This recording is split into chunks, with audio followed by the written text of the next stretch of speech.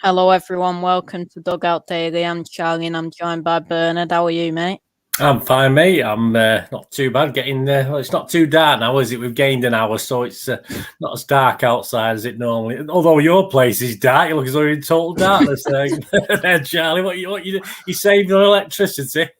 Yeah, when I have all the lights on, I look like Casper the Friendly Ghost, so we just gotta go like this. Good stuff. We'll Yeah. get All good. straight. We'll get straight into it with a week review. 3 games, 2 defeats. It's not been the best week, has it? No, it's a bit depressing. I mean, I tell you what. I mean, I was at Brighton and West Ham, and it seems such a long time ago. It's not even that long ago, is it? But it just seems to be yonks ago. You know, it's amazing, isn't it? How things go, and it started so well, didn't it? As you say, but it sort of. There was little elements even in that Brighton game though where things weren't quite right, and then obviously it sort of went from sort of okay to bad to perhaps to worse, didn't it? Let's be honest about it. Yeah. So we'll go through the stats. This is combined of all the stats throughout the 3 games. We had an average possession of 61.3%, the opposition 38.6%, 62 shots to 25, 24 shots on target to the opposition's 10. So the opposition only had a total of 1 more shot than we had on target, and we lost 2 games. 15 shots off target, 23 block shots to 4, 22 corners to 1, 5 offsides to 10, 20 fouls to 25, 5 yellow cards each. Of course, Lepore got the red card in the Palace game. 6 big chances to 2, 3 big chances missed, 4 counter-attacks, 3 counter-attack shots, 1 counter-attack goal, 42 shots inside the box compared to the opposition's 18, 20 shots to 7, 1,871 passes, 83.3% of those have been accurate, 62.6% accurate long balls, 57.3% accurate crosses, the same with dribbles actually, 377 times we lost possession, the opposition won more duels, 3 more aerial duels won, a lot more tackles for the opposition, a lot more interceptions and clearances as well. Are you surprised by any of those stats, Bernard? Well, it's funny that, isn't it, mate? I mean, you look at that, the first 2/3 column of that lot that you just gone through, it was sort of City dominance, wasn't it? But when it comes to the crux of the matter, like possession and passes and losing the ball and tackles, that's where you can see, you know, you would say initially, how did we only win one of those games based on those early statistics? All that first 2/3 of the column were all pretty positive. But then when you get to the crux of the matter, when it counts, which is that last, if you like, third of that graph you just had up there, it just shows why we did lose 2 games, because we were being out tackled, and we weren't our possession. That 83% sort of quality of the passing there thing is quite low. We're usually up towards the 89, 90, 91%. So I think that sums up, really. I think that is a brilliant graphic you just had up there, because that just sort of sums up, doesn't it? Because everything looked okay. You look at that initially and you think, wonderful, yeah, great. But then all of a sudden you get to the nitty gritty, let's call it, and we were found wanting a little bit, mate.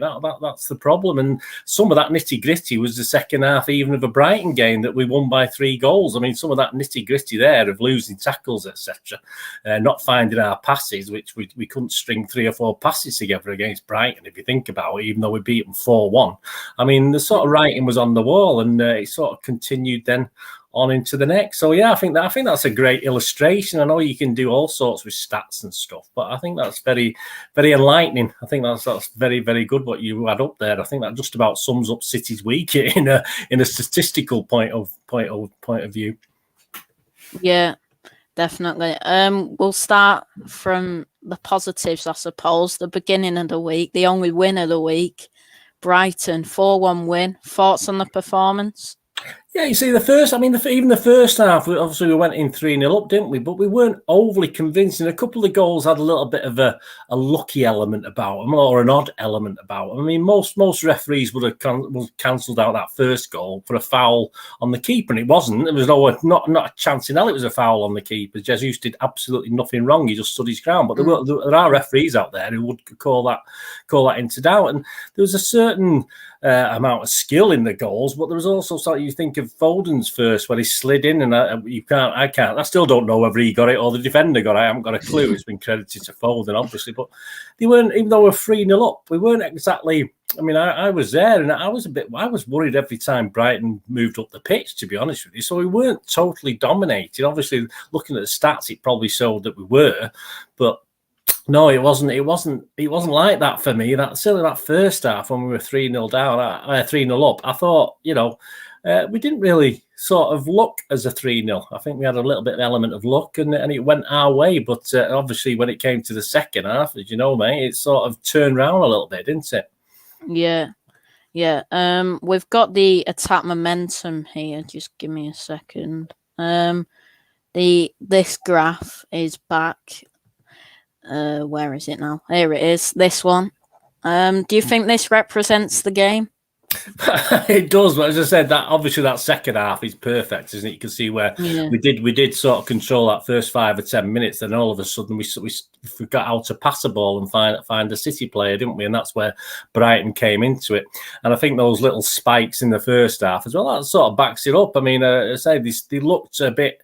I think the guy on the left, I can't remember his name now, with the big curly-haired guy. He sort of played he played. I thought he played quite well. I was a bit worried every time he came up that left-hand side. But I mean, that is, again, if you looked at the match, that says it all. I think really. Obviously, we did dominate that first half, but Brighton had a little chance, and the second half, as you can see there, Brighton did come back in with it, the vengeance, and I was a bit panicky actually. I'm glad it was the 81st minute they scored, because if they'd scored 20 minutes earlier, I think they might have been in trouble. But on the 81st minute, we seemed to regain control again after that, and they sort of run out of steam a little bit, as you can see from that graphic. But I think that's a fair reflection. As I say, I think that's a bit unkind. As I say, a 4-1 scoreline based on that graphic, you would say on the face of it, it's a little bit unkind to Brighton, and I think it was on the day. Yeah, definitely. I'd agree with that. The next game was actually a defeat on penalties to West Ham. Thoughts on that performance? Yeah, I mean, there was 9 changes, wasn't there, by City, and people saying it was a strong West Ham team, but they made 8 changes to the league game before. So I'm sorry, no, it wasn't by any means West Ham's strongest team. They've got quite a good squad. Obviously, when we saw the subs coming on in that second half, you could see, there were sort of names I knew, but obviously nothing outstanding. But people go on about the strength of the teams. We made 9 changes, but West Ham made 8 changes. So you could see from the outset the gulfing class, and there was a gulfing class between the two teams. I mean, for me, from the very first 5 or 10 minutes, West Ham were playing for penalties. I'm sorry, that's just what they were doing. That's the tactics they were using. If they could nick it late on, great, and it didn't go to penalties. But I mean, you could see if we could have actually done something a little bit better. I mean, they were there for the taking, West Ham. Let's be honest about it. And the number of chances created, I don't know if you're going to show a graphic or anything on that sort of side of it in a minute, but we should have won that. We should have won that easily. We just weren't good enough. We just had too many of our experienced players. It didn't count in front of goal where we needed it to count, unfortunately. And as I said, I think West Ham would have been quite happy to, they wouldn't have been that bothered. Even the fans weren't that up for it, to be honest with you. The atmosphere was pretty dead at the London Stadium. I mean, the City fans made an attempt to get it sort of lively, but the West Ham fans were, I think there's a lot of kids in there, because it's kids for a quid, wasn't it? But usually when you get a lot of kids in, you get a lot of singing very in a high-pitched voice, but we didn't even get that. We didn't get anything at all, to be honest with you. So yeah, West Ham were there for the taking, mate, and we should have beat them in normal time. It shouldn't have come. They were well chuffed to get to penalties, and obviously that's what. So for me, that's what they were playing for from the very first 5 or 10 minutes, which is why it makes it even more depressing that we went out. Yeah, and first time in 5 years we'd lost in that competition. The attack momentum then, this graph it tells you everything, really, doesn't it? Well, that's right. I mean, look at that and compare it to the Brighton one. I mean, it wasn't, all right. They had little spikes there, the West Ham, but that just about sums it up. And it was, I think we had from memory, I think was it about 20 odd chances or something like that, obviously, but not many. But even the goalie, he made a couple of okay saves, but he wasn't really tested as such. In front of goal, we were woeful, and I'm not going to blame people like Palmer, because Palmer was probably one of our best players on the night from a creative point of view.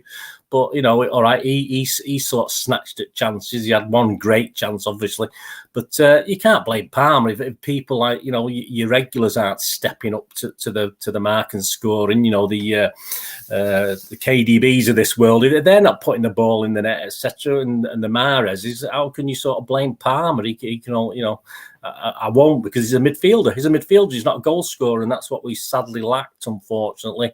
And we always come back to this, don't we, when we don't win a game? And Pep says it himself, doesn't he? But if we'd had a Delap, even if we'd had a Delap in that game, perhaps we would have finished it. One goal would have been enough, mate. One goal. Yeah. West Ham weren't coming back. If we took one goal lead, they weren't coming back. We might have added to it, but we would have won 1-0. So all we need is just one of our guys, one of our experienced guys, to stick the thing in the net, and they just weren't capable for whatever reason.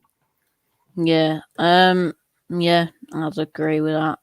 And the third and final game of the week, I don't know which one was more depressing, West Ham away or Crystal Palace at home. You can see the graph here with all the attacks, and we ended up losing the game 2-0. Thoughts on the performance? Well, if you look at that graph, I mean, I think we had a total of about 14 or 15 shots, which was pretty pathetic, to be honest with you. Palace came to do a job, and they did it quite successfully, and we helped them. We obviously helped them as early as the 6th minute. I mean, I thought the first goal was going to be very, very important in this game, as it sometimes is, and certainly with a team like Palace. But as soon as they got that first goal, we just huffed and puffed. I think that's all we can say again. So it's similar to West Ham. We had a far better team out. We had guys who we know can score goals out in this one, but we didn't have any sort of creativity to sort of get the chance. Again, the West Ham keeper. Did he have to make a hard save? Again, nothing. If we're not working the goalkeepers, there's got to be a big problem. I mean, obviously Pep admits that we've got to score more goals. Of course we do, but obviously the guys we've got aren't capable for whatever reason. And that Palace game, I mean, that was perfect for Palace, wasn't it? An early lead. They could sit back. They had good players to hit us on the break if need be. All right. I was so surprised it took so long for them to get a second, to be honest with you. But it was made for them. And again, if you say the West Ham game was a big disappointment. But after, you can't go to Chelsea and beat them. You can't go to Anfield and get a draw and then have a pathetic performance at home to a team like Crystal Palace. No disrespect to them, they're a good team, but they're a team that, as you can see from that graphic, we should have at least scored 2 or 3 at least to before they even got that second goal. It should have been all over. But all credit to them, they did a job on us, and we let them do the job on us. We just weren't good enough on the day again, which is very worrying. As I said, second half against Brighton, all the game against West Ham, okay, with 9 changes. And pretty much all the game against Palace, obviously, even with 10 men. And as I have said before, I don't think Pep's teams play great with 10 men because it's quite a high intensity we usually play with. And, with 11 men, it's doable. You take a man away and they're having to work even harder. And it is quite hard for a Pep team, I think, with 10 men. But all credit to the guys. I mean, Pep tweaked it a little bit. We played far better that second half, but again, we still didn't. If the goal is not being worked, you're not going to win games. So, I mean, you've got to shoot over the bar or straight at him. You're not going to win football matches, and there's going to be far. I mean, this was an important game, Palace. There's going to be far more important games. We've got 1 or 2 coming up this week as we're doing this. It is a worry. It is a worry, to be honest with you, because certain teams will just be able to pick us off because they won't be scared of us. I mean, why would they be scared of us? We can't hit. We can't hit ourselves. You can't hit a barn door, but you say in the old days, you can't. You just can't do it. So teams aren't scared playing City now because if they get through, they'll probably miss anyway. So what's the point? Yeah. We're in the wrong. I'll be positive in a minute. Don't worry, but we'll get positive. It is a bit of a worry. I'm sure everyone's worried. I'm sure Pep's worried, and the backroom staff are worried, and all his hoppos are worried about it as well. But we should be doing. But let's say happy clapping. Yeah, okay. We'll bounce back. We'll win. We'll beat Brugge. We'll beat United, and it'll all be happy again. But we're going to have to work a little bit harder, I think, and work on something to change things around. Tell you what, we better beat United. Well, I mean, we're not going to. Obviously, it's not part of the schedule today, mate, is it? But yeah, I mean, again, we got a great record at Old Trafford. Don't get me wrong, we've done really well there. But I tell you what, we've performed like with the last 3 games. I include Brighton in that. We won. It won't surprise me one iota if United snatch it or even beat us by a couple of clear goals like they did a couple of years ago when they sort of just hit us on the break at the end and rubbed salt in our wounds, if you remember rightly, when we didn't win 2 or 3 seasons ago. I can't remember when it was now, but where we sort of 70% possession, but as to say, at Old Trafford we're doing okay, but we're going to have to do a lot more than okay, because they've got another guy up front now that they didn't have last year. You can bet your life he's going to want to score against us. So that that could be a bit of a problem. We'll say with him playing up front for him, there's always a chance he's going to score 1 or 2 against us. Unfortunately, with our best defence out. Yeah, and there'll be no Lepore for the derby, of course. So it'll be Diaz and Stones. Yeah, I'm happy about that. I think I've probably said to you that is my favoured partnership always. And I don't think Stones has done anything wrong to get to not be in the team. He got his injuries, and Laporte was doing a great job. But having Diaz and Stones at the back for me, it still remains our best pairing, I think, on the day. And I don't think Stones, when he's come back from his injury and playing for England and does the occasional game, obviously he's done anything wrong. He's been outstanding for me anyway. He's just a totally different player now to what he was when he went through his problems. I'm quite happy with Diaz and Stones at the back, to be honest with you.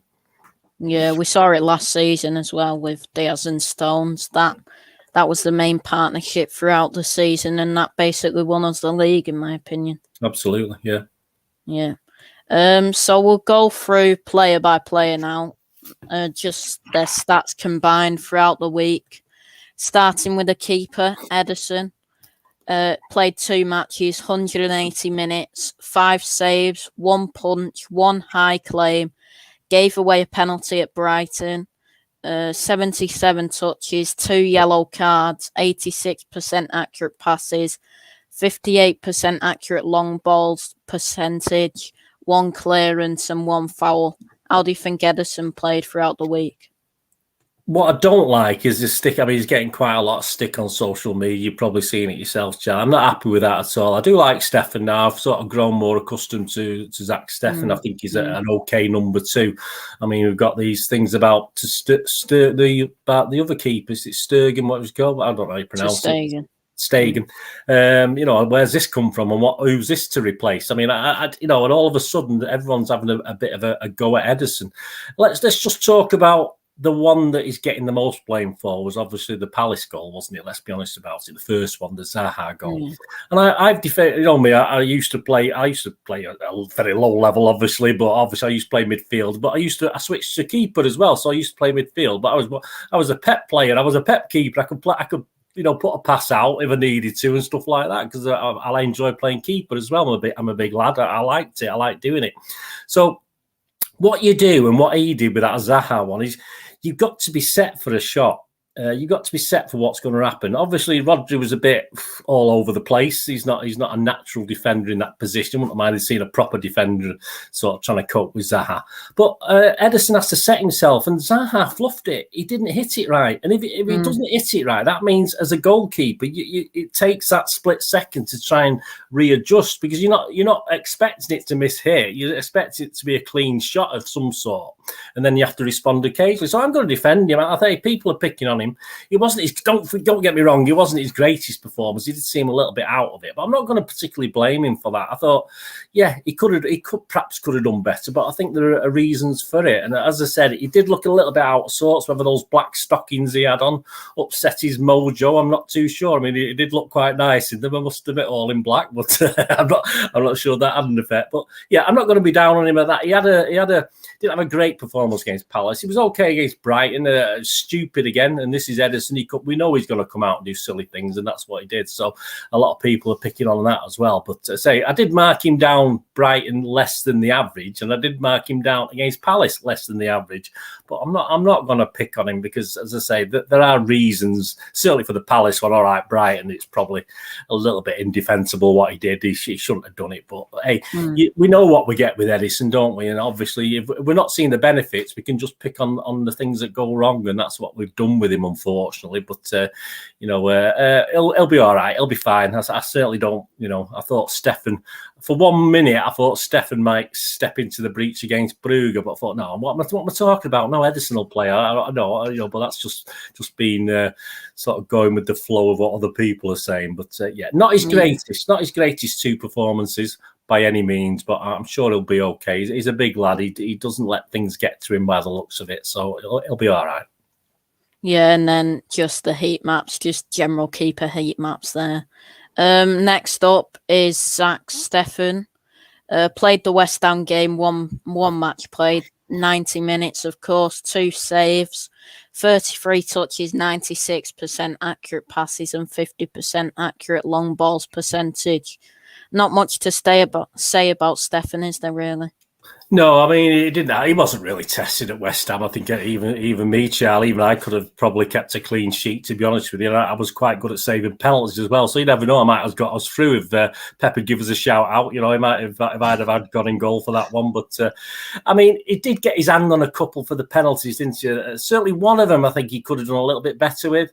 The other one was perhaps, it was quite hard, so he struggled a bit. But yeah, you can't really say too much. As I said, I like him a lot more than I did 12 months ago, I must admit. I think he's a much better keeper. Now he's been there a while and he's had the coaching and played with the other guys there and stuff like that. So I was reasonably happy. I wouldn't have minded him saving at least one penalty. I mean, that would have been nice. But as I say, he didn't have much. There were brilliant penalties. All credit to West Ham. I mean, we had 3 brilliant penalties as well. It's only obviously Folden's that let us down. But yeah, you can't say too much. That's his role. The only thing with Stefan now is when's he going to get another game?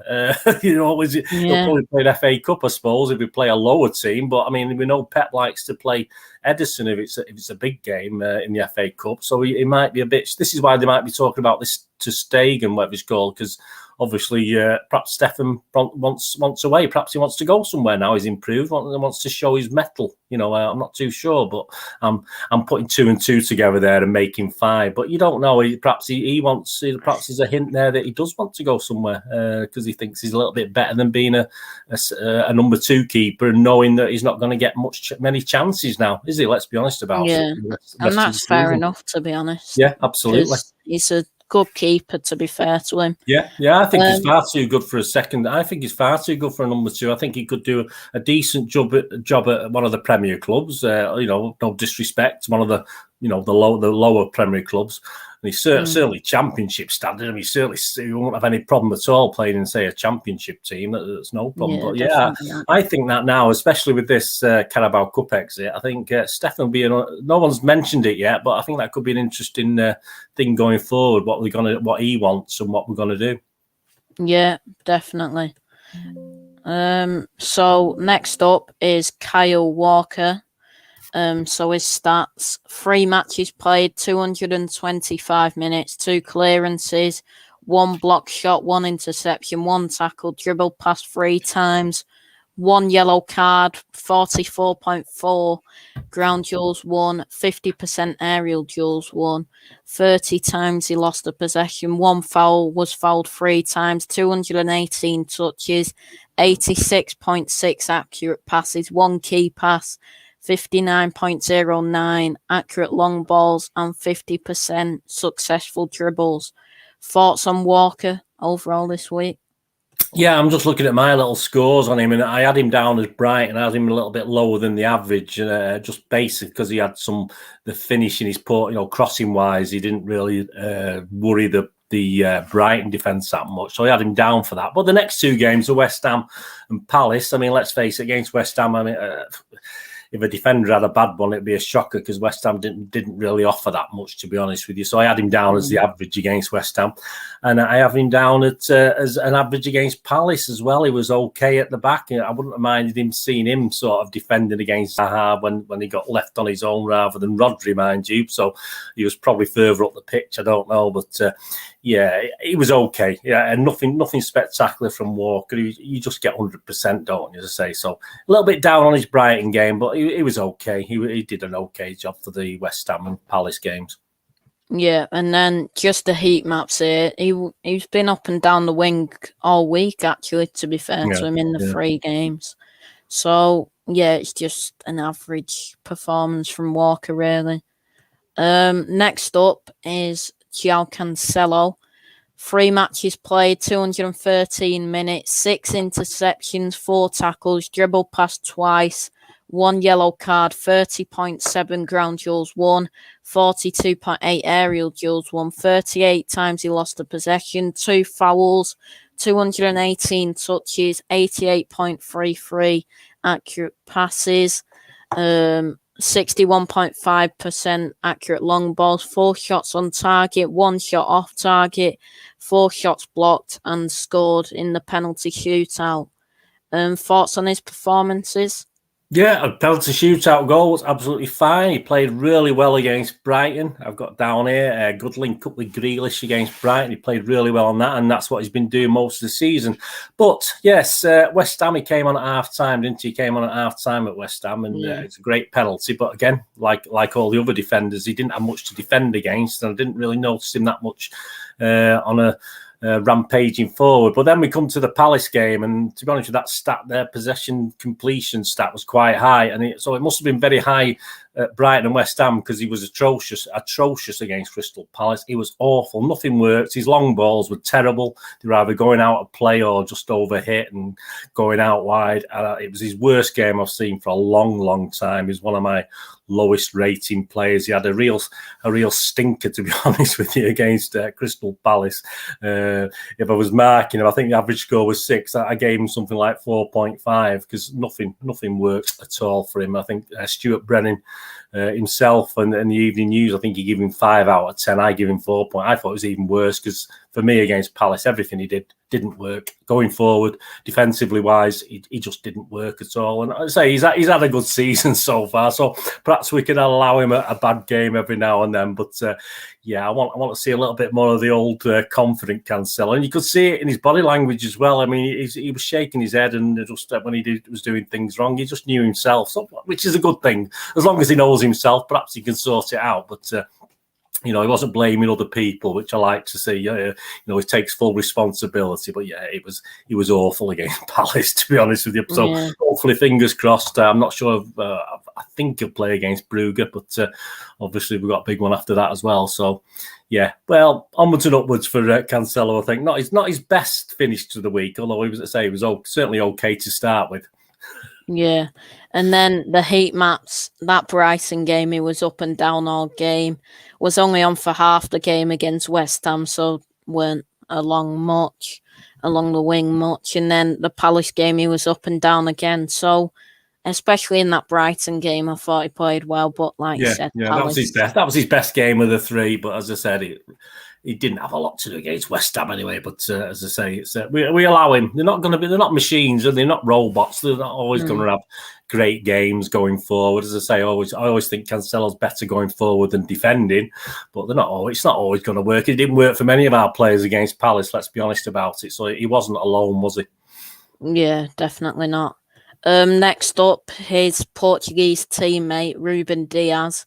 2 matches played, 180 minutes, 6 clearances, 1 interception, 8 tackles, dribbled past twice, was the captain in one of the games, 56.25 ground duels won, 20% aerial duels won, 19 times he lost a possession, 3 fouls, was fouled once, 178 touches, 90.5 average accurate passes, 50% accurate long balls, and 1 shot off target. Thoughts on his performances throughout the week?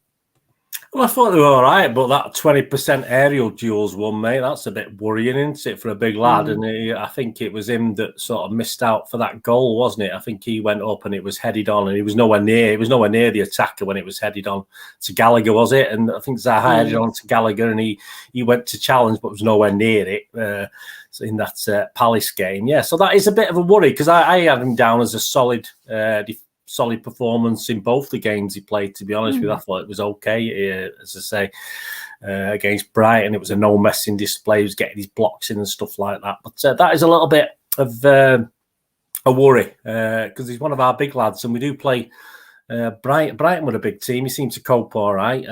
Looking forward, United are a big team, aren't they? Let's be honest about it. So he perhaps needs to up his aerial duel percentage. But as I said, I didn't see too much wrong, but that has worried me just a little bit. Perhaps he needs to improve on that side of it, to be honest with you. But yeah, overall, he was okay, I thought, for both games. But he perhaps was a little bit at fault, perhaps, for based on that aerial duel, because I'm sure a couple of those were probably in the Palace game as well, where he lost out, which I did notice, which is a little bit of a worry for our star centre-back. Let's be honest about it. A star centre-back, I would imagine, should have a higher percentage, wouldn't you, mate? Wouldn't you say he should have a higher percentage than that in the aerial duels? I know he's good at blocking and sliding in and getting in the way of things, but yeah, interesting. We'll keep an eye on that going forward, I think.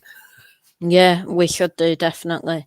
Next up, his teammate at centre-half, Aymeric Lepore. I've got a lot to say about this guy. 2 matches played, 137 minutes, 3 clearances, 1 tackle, 1 shocking error leading to a goal, 1 red card, 66% ground duels won, 33% aerial duels won.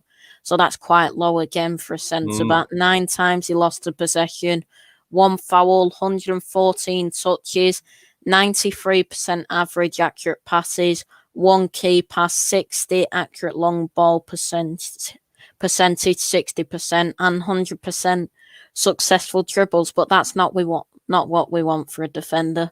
Thoughts on this performance? Yeah, interesting, mate. Innit? I mean, all these stats are probably reflecting the fact that we did say at the start we've sort of declined a little bit, and we're not looking quite as good as we should be looking, even though obviously we're still up there in the league, etc., etc. And as you said, that aerial duels one as well. I would expect him to have a lesser percentage than Diaz, which he hasn't. He's got a better percentage than Diaz, so all credit to him. But yeah, he is a little bit error prone, Laporte. I had him down as playing okay against Brighton. I didn't have any real problems there. His passing wasn't great against Brighton. I did notice that 2 or 3 times, so that's probably, he might have improved on that. And obviously, we go to the Palace game. It's a game he'll want to forget, and we all want to forget, don't we? Because if he's talking about Mark, Stuart Brennan gave him a 3 out of 10, and I gave him a 4 out of 10, which is probably, I don't usually go as low as that, even when things like that happen. But the fact he put himself in that position in the first place to get sent off. He wasn't clever enough. I mean, imagine that had been Ferner. He would have sort of fouled him, but a bit more cleverly, if you know what I mean. And there's a way of doing it. And obviously, Laporte is quite experienced. And I think he could have done it a little less obviously. And he just cocked up in the first place, didn't he? He sort of put his leg across to get the ball rather than just shield, just holding behind the man. I had no idea what he was doing there. And he is prone to these. The 2 guys, and this is why I'm not worried about John Stones coming in. I think Stones is certainly less has less errors, and I think Laporte has had a few. Even when the partnership was great, I think Laporte was one who would pass incorrectly or perhaps not make the right tackle. And I do like Laporte. Don't get me wrong, but is it again Laporte? Is it something up there as well with Laporte? He wasn't happy, was he? He wasn't happy at the start. Now he's playing again, but now he's not playing. Is he going to be like that again? I'll leave in January. Is he that sort of player? This is the feeling I'm getting off him now, and the vibe I'm getting, which is a worry.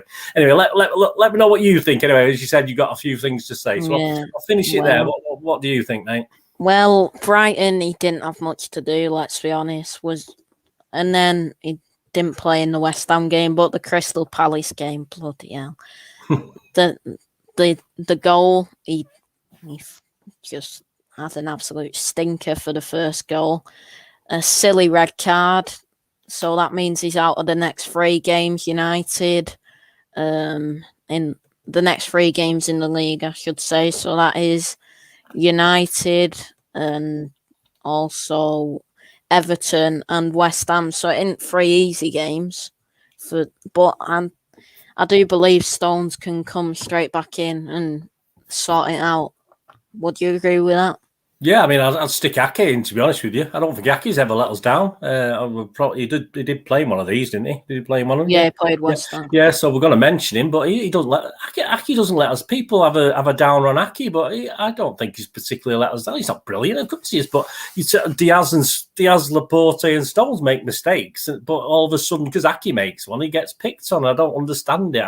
I'm quite happy with Ake, to be honest with you. But as I say, all right, now we've got Stones there. As I said before, I'm quite happy with that, and I'm not going to say he's going to be 100%. Of course, you're not. Who can you say? But at least you know you're going to get 100% as far as commitment to the cause is concerned. And some players are not quite showing that for me at the moment.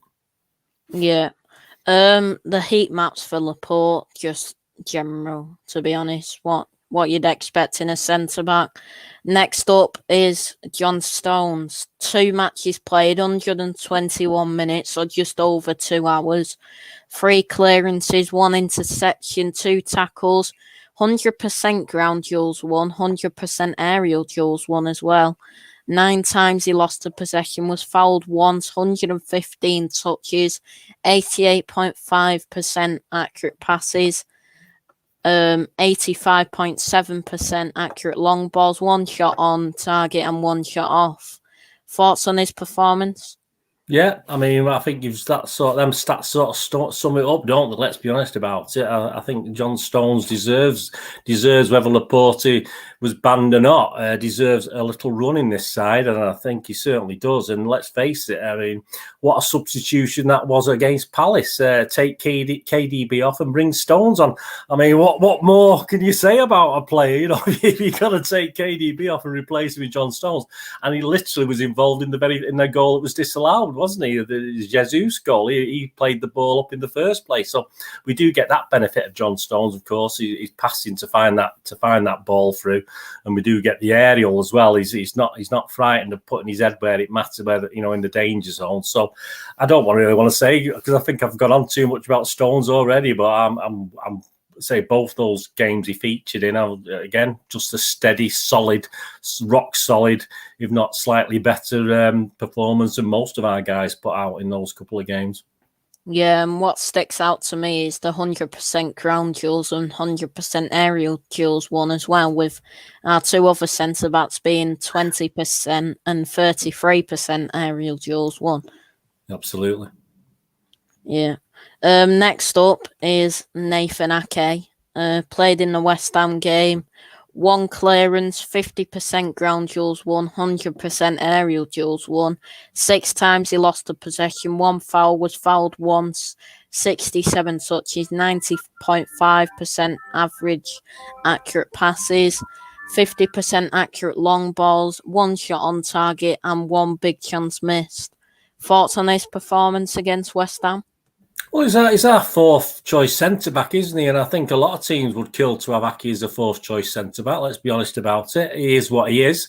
I wouldn't have minded him heading it a little bit more to the left or right of the keeper against West Ham. He sort of headed it straight at him, unfortunately. I mean, he rose very well, did everything right, and then obviously just headed it virtually straight at the keeper. So he could have been a hero as well against West Ham, in the same way Sterling could have been a hero in the last moments of that game, obviously, when he headed straight at the goalkeeper as well, which was a little bit annoying to say the least. But Sterling's not sort of... well, he is. Yeah, he scores a few headed goals, doesn't he? But our centre halves need to improve on that, and that's all of them. To be honest with you, I think we should do far better, because they do win quite a few headers from corners, but obviously we don't seem to hit the target. But yeah, I'm happy with Ake. As I say, I was happy with him seeing the team against West Ham. It didn't surprise me, and as I say, he's not perfect by any means, but he does a job. Yeah, definitely. Next up is Zinchenko. He played the West Ham game as well. 2 2 clearances, 2 block shots, 1 interception, 25% ground duels won, 100% aerial duels won, lost possession 15 times, 1 foul, 117 touches, 88.6% accurate passes, 1 key pass, 50% accurate crosses, 50% accurate long balls, 1 shot on target, and 50% successful dribbles. How do you think Zinchenko played? Yeah, he's another player that didn't.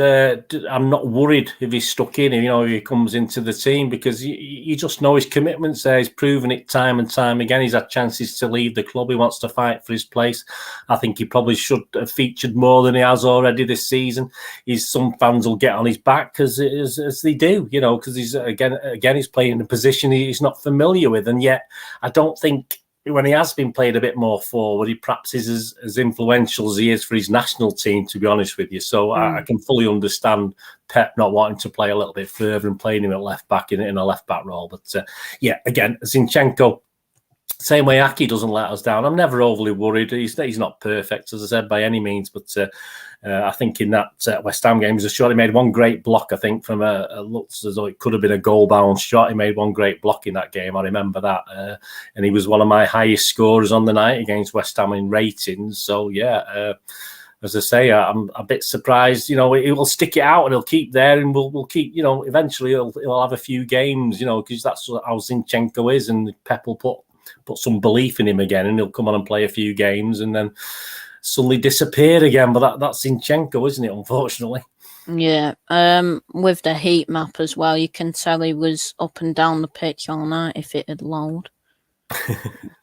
Well, he's that sort of player, mate. They're the sort of players you need, and even in your best teams, you've got to have these sort of players that do that work hard. They're not don't have some of the skill of the other guys, of course they don't. But I wish he could perhaps score a few more goals. I think he scored a few goals at national level, but he doesn't seem to be as great for us. I wouldn't mind him adding to that thing. But there you go.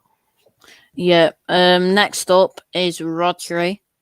2 matches played. 180 minutes, 189 touches, 88.1 average accurate passes, 68.75 accurate long balls, 1 shot on target, 2 shots off target, 100% successful dribbles, 46.67% ground duels won, 25% aerial duels won. That's not great again for a big guy. 22 times he lost the possession, 2 fouls, was fouled twice.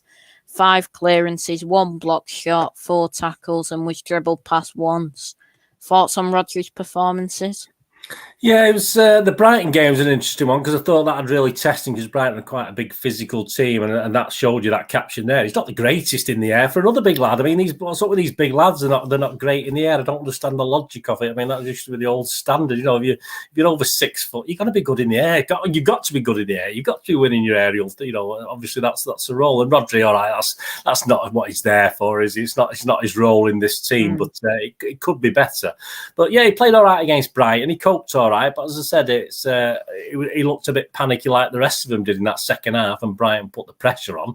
He didn't look as in control as he sometimes does, and that's what happens against some of these teams. Certainly, obviously the better teams, he's not as cool as he. I don't think he's as cool. But when you come to the Palace game, again, he wasn't the worst. I had him marked down a little bit.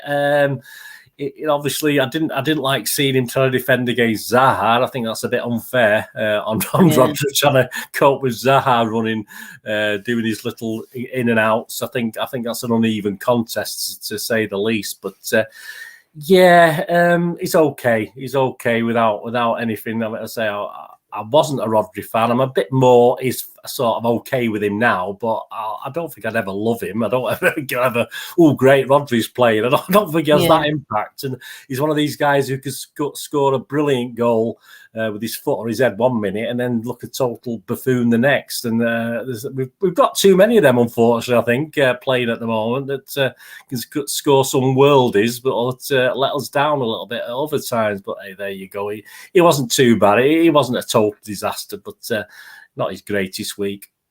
Yeah, and then the heat maps, you can see the Crystal Palace game. It was quite He was around the pitch quite a lot. Brighton, not so much, but he didn't have much to do in the Brighton game. Next up then, Fernandinho. 2 matches played, 105 minutes, 94 touches, 86% accurate passes, 2 key passes, 66% accurate long balls, 1 shot off target, 1 shot block, 33% ground duels won, 50% aerial duels won, lost the possession 9 times, 1 foul, was fouled once, 2 clearances, 1 interception, 1 tackle, and was dribbled past 3 times.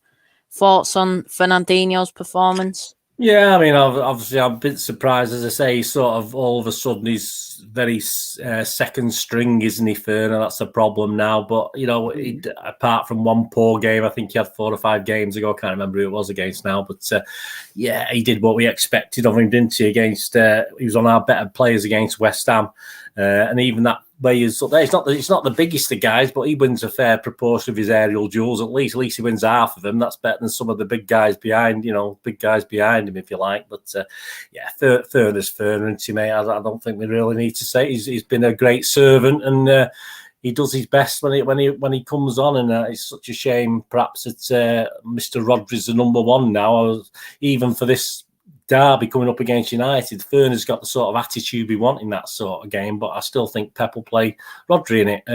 That's just how it is. I'll be very surprised. I mean, I don't think he'll play them both. I can't see Ferner and Rodri lining up together, to be honest with you. I'll be a little bit defensive, but yeah, I love Ferner. I mean, I'd have him playing every game if I could, just, you know, and that would suit him as well, because he's a fit lad, isn't he? But unfortunately, he's well down the pecking order now. But he didn't let us down against West Ham, and he wasn't on very long, was he, in the other game? But again, he didn't let us down. Yeah, definitely not. And then on the heat maps for Fernandinho, obviously weren't on for long against Brighton. That's why it's like that. And then the West Ham game, he played well, in my opinion. Like you said, he was one of our best players.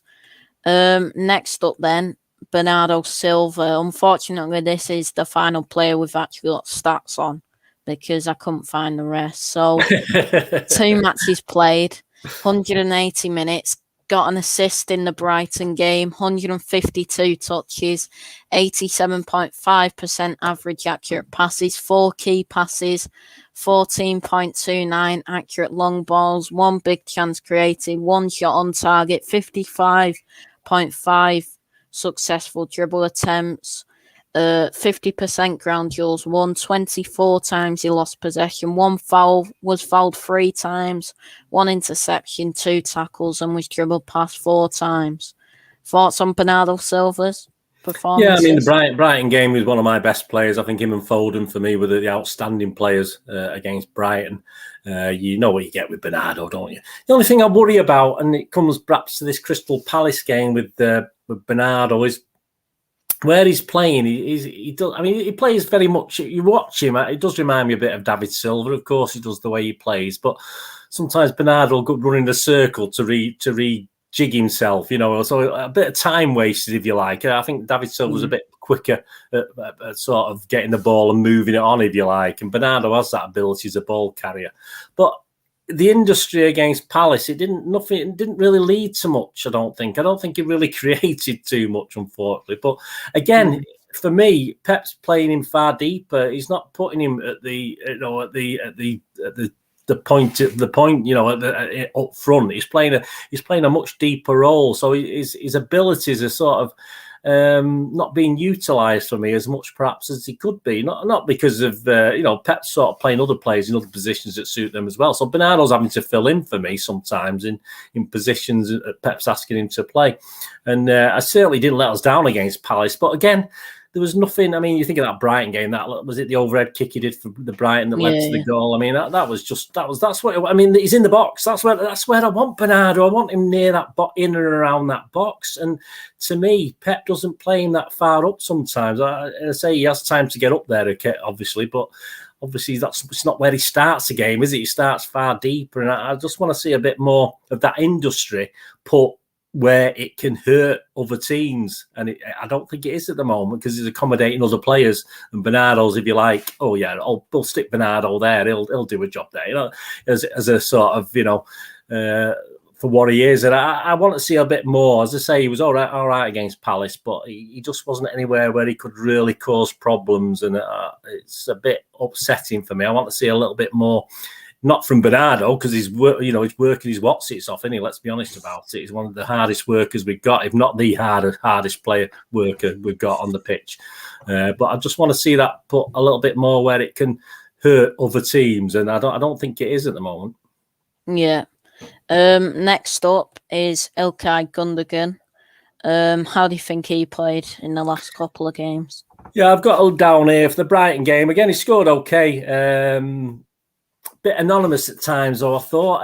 Obviously, with Gundogan, I want him to do a bit more. I want him. He's one of our experienced players, and all right against Brighton, we did okay. We had a 3-goal lead, but that second half, he was quite anonymous, I think, in that. And the same with the West Ham game, because he played in that West Ham game. It's just, for me, he's one of these guys.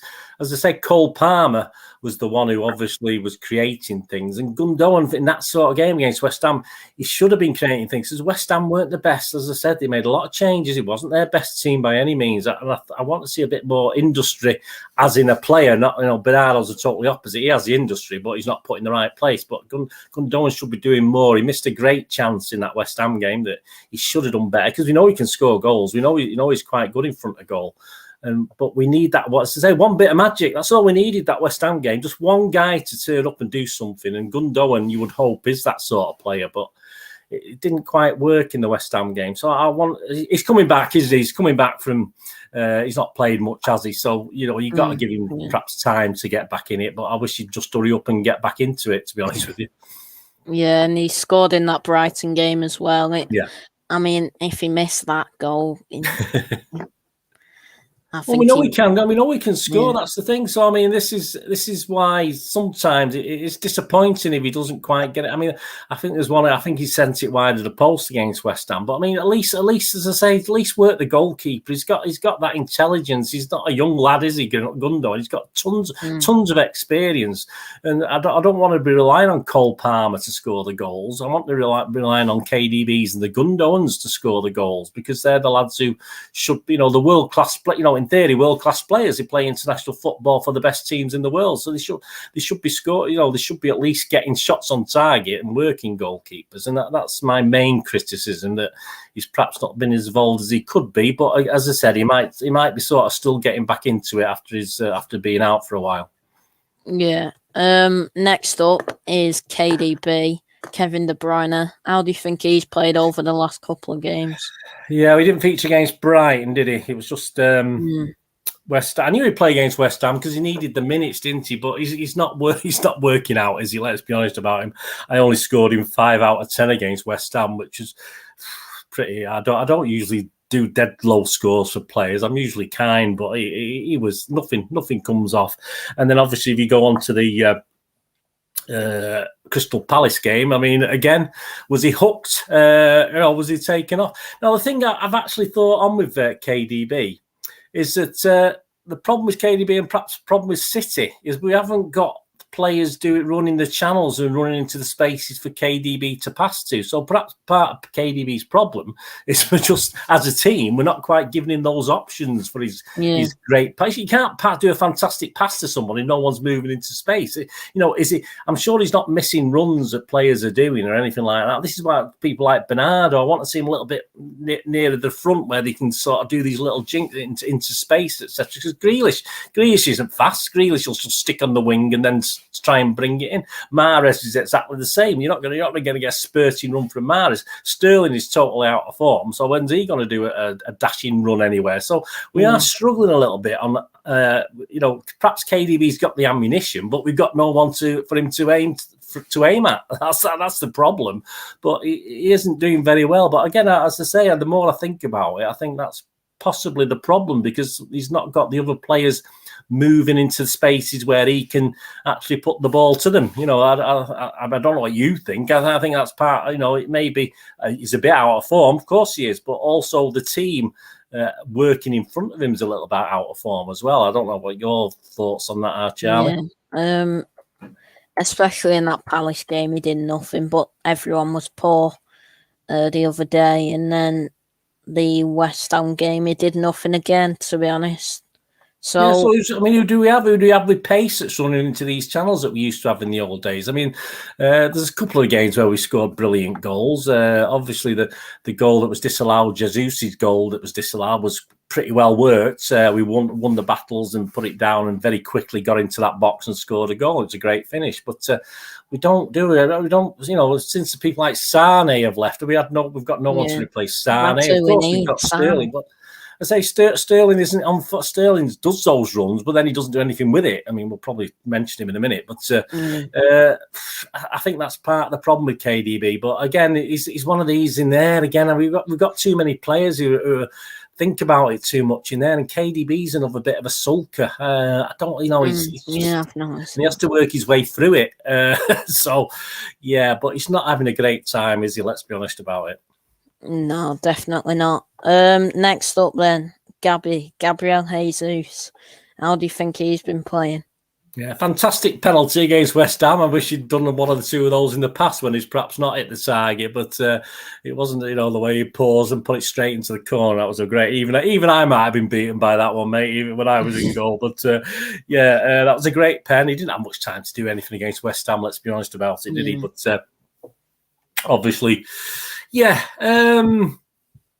Palace, great goal. I mean, there's a poacher's goal, and people are talking now. I mean, you've got this again now. People are saying we've got a number 9. I've seen it from Mr. Bukowski on MEN, and saying, "Oh, well, we've got a number 9 there. We should be playing him, but we've tried all this, and it's not worked." And people seem to forget. Yeah, and I like Jesus, of course I do, but he was outstanding at right wing, wasn't he, at the start of the season? And I say he's been in and out of the team anyway. And he didn't let us down against Palace. I thought he did. I thought it was okay against Palace. And they say that was a cracking goal, a poacher's goal. That was a typical number 9 goal, and that's why people are saying, "Oh, we've got a number 9." But it's weird with people like Jesus to say people have a downer on him, and then he puts in he'll never stop working, mate. Well, even when he's having a bad game, he'll be buzzing about, and he can always do something, as he did. I mean, it wasn't his fault the goal was disallowed. Even when they said it was offside, I thought, obviously I was at the game, so I thought it was checking that. I thought, Jesus was offside, but obviously he wasn't. It was not to do with him. So he did everything right for me. Brilliant, took it really well and put us back in the game. But I mean, I can't. As far as the answer that we've got a number 9 is concerned, I mean, probably not. But he was one of our better players against Palace anyway. Yeah. Next up, Riyad Mahrez. How do you think he played? Yeah, well, you got the same problem with Mahrez, haven't you? He's another up here somewhere. I mean, I know he's going to be deserting us in January. I would hope players like him are putting it in, week out, because they won't even be here in January. They'll be off playing for the country and something else. But let's have a look what he played. He obviously played in the West Ham game, didn't he? He didn't feature in the other 2. It was just West Ham. I think so. Yeah.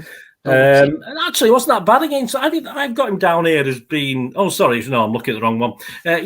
He just wasn't good enough. Yeah, sorry, I had Palmer underneath. I was looking at his thing for West Ham. Yeah, I give him a 5. I give Mahrez a 5 out of 10 against West Ham. I thought, and Stuart Brennan give him a 5 as well. We both agreed. We don't often agree, but there you go. But yeah, he was just, as I said, in the same way Gundogan should step up and against teams like West Ham. I expect a player with Mahrez's experience to take the mick. I expect them to take the mick of someone like West Ham and create space and get shots on target and get crosses in. And he was pretty bobbins. His crosses were rubbish. I don't remember him having a decent shot. He's just laborious. It was just hard work. And say he started the season so well in those friendly games and then was okay, and then he's just totally gone off the boil again. And again, I don't know with Mahrez. He's weird. He's another player that you just can't rely on week in, week out. There's only perhaps 2 or 3 City players you can at the moment rely on week in, week out. Mahrez certainly isn't one of them. Yeah. He had tiny periods in both games. He actually scored in the Brighton game. I forgot about that. He scored the 4th one. And Yeah, then right. Yeah, he came on at the end, didn't he? Yeah, I mean that was a good goal because I mean it was well worked. It was at our end, so I got a good view of it. But I think me and you, Charlie, would have put that in anyway in that game. To be honest with you. yeah, and my left foot's for standing on. That's it. And then in the Palace game, he was on for 12 minutes. He came on at the same time as Sterling and didn't do much, to be honest. No, he say he played all the West Ham game, didn't he? And but the other two, he's just a bit part player. But you know, to me, if I come on, I mean, if you come on a substitute for 10 or 15 minutes, you run your socks off, don't you? And Mahrez he's not that sort of player, is he? Let's be honest about it. He's not going to do anything very quickly. He's got to take his time, but he should be doing more as one of our experienced players and for the quality. You know, we're talking supposedly world class again, aren't we? With Mahrez, that's what it's supposed to be. He should be doing far better. Yeah. Next up is Phil Folden. How do you think he played? Just have a look at Phil. He featured in all three, didn't he, at some stage? Yeah, obviously we won't mention the penalty in the West Ham. But why he was stepped up to take the first one, I don't know. I mean, to me, a mistake Pep made as he took both KDB and Mahrez off in that game, didn't he? And yet they're two reasonable penalties. Well, Mahrez certainly recently, and KDB is quite capable of scoring penalties. I know he doesn't like taking them. I think that's quite obvious. He hates doing it. If he has to do it, he will. But obviously, for Phil to step up and take that first one, that was very, very disappointing. I mean, I don't think it was up to Phil to do that. And I think the manager should have an input. I know he leaves things to the players, but I blame the manager as well. You know, if I was the manager, I wouldn't have let Phil take that first penalty.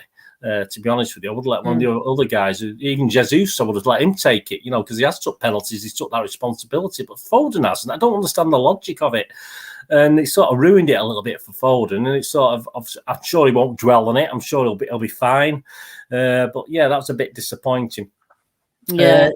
Crystal Palace was okay, but most of them, you know, given the fact that most of them weren't great, he was just okay without being outstanding. Brighton, he was my man of the match alongside Bernardo. He was absolutely brilliant at Brighton. I give him 8 out of 10. He scored a couple of goals, all right, a bit slutchy. Certainly one of them was a bit slutchy, wasn't it? But I mean, he had to be there to worry the defenders to get the goal. So that's all that matters, doesn't it? It doesn't matter if it's a nice, clean goal or not. But he had a great game against Brighton. Perhaps not so much when he came on against West Ham. He did alter actually against West Ham. We did look a bit more lively as soon as Phil came on, and that's what I'd expect. If you bring Phil on with 20 minutes, he is going to make a bit of a difference as far as pace and skills concerned, you know, because that's the sort of player he is. He's going to put it in for that 20 minutes. But as I say, I couldn't hold anything against him, particularly against Palace. But again, a little bit like most of them, a little bit nondescript against Palace, unfortunately. But he'll be all right. Yeah. Next up is Cole Palmer, played in the West Ham game. How do you think he played? Yeah, I think we touched upon it, didn't he? From creativity, the thing with Cole Palmer, obviously, if you had the stats up there now, is he's probably going to lose possession more than a lot of players because of what he does. That's how he plays. Certainly, to me, he's not really at this point in time a typical Pep player because he does give up possession far too much for me. Because he tries different things, and obviously that's sort of not the way to do it. But obviously, he's a young lad, so he's bound. You know, I like that confidence. I like that ability to do that, and obviously that cool head he had at Brugge to score that goal in the 5-1 win the other week. Obviously, the cool head deserted him a little bit at West Ham. He certainly should have had one good chance he should have had at least on target, which ended up in row Z. And then there's another one or two I think he fluffed as well. But creative-wise, he was our best player, and that was the worrying thing because some of the other guys around him were far more experienced, and yet it was all left to Cole Palmer to do everything. So, yeah, we're quite happy. Another good performance. I think his appearances are going to be sort of very few and far between. Now we're certainly out of the Carabao Cup. You may get a few starts off the bench as per Phil Foden, 3 or 4 seasons ago, whenever it was. But he's another one who might suffer now with being knocked out of the Carabao Cup as far as appearances are concerned, which won't help him.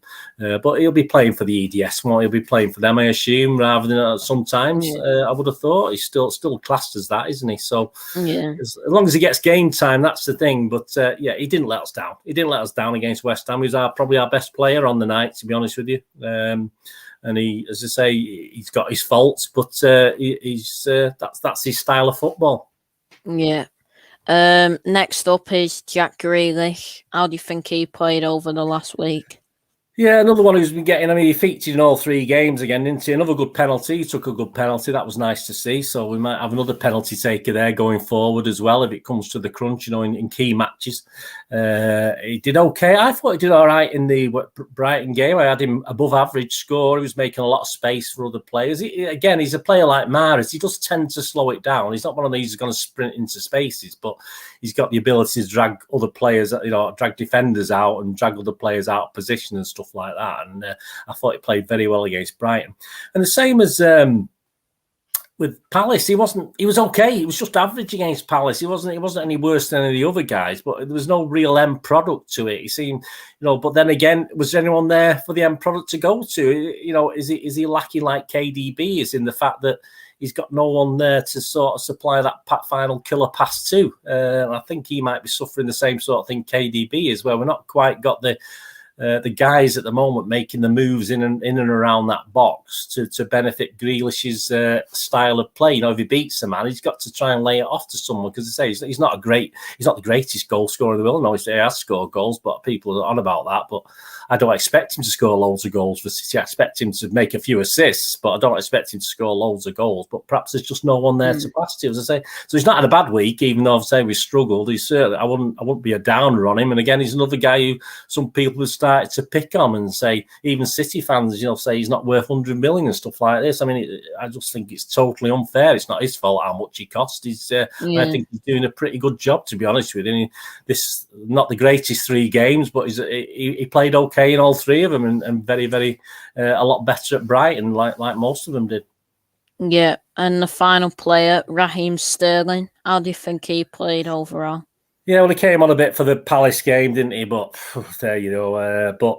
Yeah, it's a funny one, that, actually, because I did quite laugh. Stuart Brennan for the West Ham game marked him 7 out of 10. I have no idea what Stuart Brennan had been drinking that night. I mean, I marked him 5. I thought, me and Sterling, like I've said, we've talked about before, Charlie, he does a lot of things right, but it's just that final thing, the shot or the cross or whatever, he just doesn't know what to do when he gets in. He does run channels. He does sort of run into those spaces for the guys like Mahrez and Grealish and KDB to find, if you like. But it's when he gets it, and that last minute header, I mean, it's literally if you head it a couple of feet either side of the keeper, you've got a goal, and it's just straight down his throat. It's just straight at the keeper at the end, and that just summed up another pretty dire performance for me. As I said, Stuart Brennan gave him 7 out of 10. Perhaps he saw something I didn't, but that West Ham game, I'm sorry, it's just more of the same from Sterling. He looks great, does some good little runs, but he doesn't know what to do with it. It's as simple as that. He doesn't know how to finish it off. I mean, would you agree with that? Would you think Stuart Brennan's right or me? Do you think a 7 out of 10 was fair for that West Ham game, or more like a 5 out of 10, which I thought he was? 7 out of 10. I don't think I give anyone 7 out of 10 for that West Ham game. Who did I give? Palmer got 7. I gave Palmer a 7 out of 10. I thought he was our best player, but Sterling. As I said, I was there. So when you're there, perhaps when you're in the press box, you see a different view to when you stood behind the goal, for instance. But I have no idea. Perhaps he's. I don't no idea where he got 7 out of 10 from for Sterling. He puts the effort in, mate, but it's just not working, is it? Let's be honest about it. Yeah, well, I had to watch it on a dodgy stream, but you didn't hear that. Yeah, so Sterling, not the best, let's be honest. He didn't do much, did he? No. Yeah, so that's it. 3 games, 2 defeats, not the best form to be going into Bruges in the derby.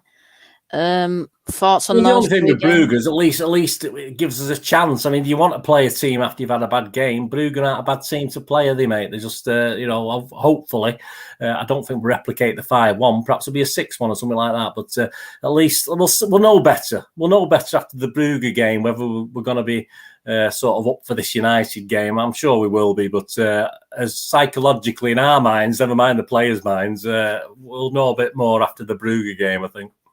Yeah. And just quickly before we wrap it up, mate, where can we find you?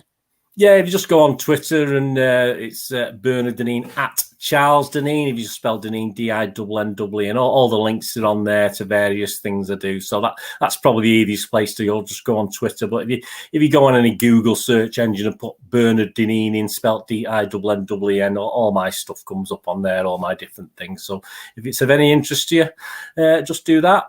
Thank you. Yeah. Cheers, mate, for coming on. No problem. Yeah. You can find me at MCFC Hibs on Twitter, Dugout Daily on YouTube. This would have been 3 different match reactions, but I was on holiday for a week, so we just put them all into one stream. So, yeah, cheers all for watching, and I'll see you all later. Take care and peace.